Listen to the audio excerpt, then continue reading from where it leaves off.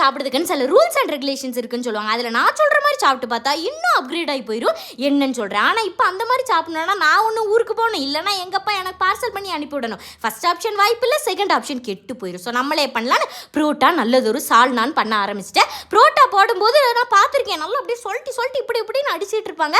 நானும் அதே மாதிரி பண்ணி பார்த்தேன். ஆனால் எனக்கு நடுவில் ஒரு அழகான ஓட்டை தான் வந்துச்சு. அப்புறம் நமக்கு சரிப்பட்டு வராதுன்னு ஒரு உருட்டுக்கட்டையில் உருட்டின பிறகு ஒளி தெரியுது மாதிரி புரோட்டா ரெடி. இப்போ தான் முக்கியமான இடம், எப்படி சாப்பிடணும். அதுக்கு நம்ம எல்லாம் ஒரு ஃப்ளாஷ்பேக் மூலக்கருப்பட்டிக்கே போகணும். கரெக்டாக 7 மணிக்கு எங்கள் அப்பா கால் பண்ணி எப்பா புரோட்டா அப்படின்னு கேட்டால் ஊற வச்சது தானமா அப்படின்னு கோடு வடை கரெக்டாக பிடிச்சிப்பாங்க.